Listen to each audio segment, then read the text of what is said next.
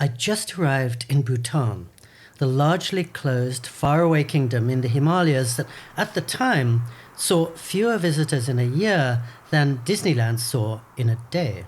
We flew low over snowcaps and multi-story fortresses perched on top of mountains, then descended onto a tiny runway on a near-empty plain.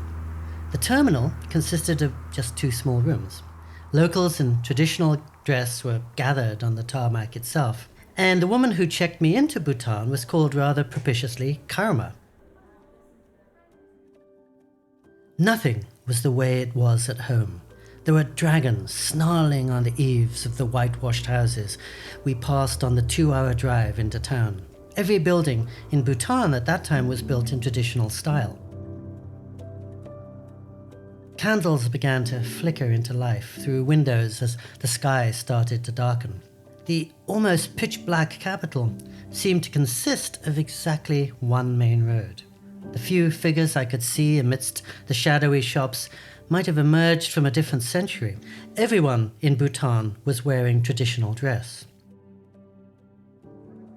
At breakfast the next morning, I took note of everything, quite literally, in my pocket-sized notebook. The other guests, the decoration on the walls, the items on the menu. Then I set out and walked without plan for the entire day, letting the place introduce itself to me the way a stranger might, taking in all the sights and sounds and smells. There were no traffic lights on the quiet streets, only white-gloved policemen standing in the middle of the road at intersections. There were mottos about cleanliness on every last trash can. A sign in one store said, "Wanted, salesman, must look honest." Nearly all the stores were numbered, and most of them were mom-and-pop places the size of closets. It was a compact town, so I could exhaust it and walk out towards the outlying temples fairly soon. And every 2 or 3 hours I just took a break and sat down so I could process everything I'd seen. Where did I want to go back to? What intrigued or surprised me? What was like nothing I'd seen before? I checked out the local library and decided to become a member. I read a copy of the local English language paper. And when it started to rain, I returned to my room and opened the phone book in the land of the Thunder Dragon. Its details were not like any phone book I've seen. Along the main street, I could see people playing basketball, and I recall that b-ball is such a national passion that even the king was often to be seen in traditional dress practicing jump shots along the main drag.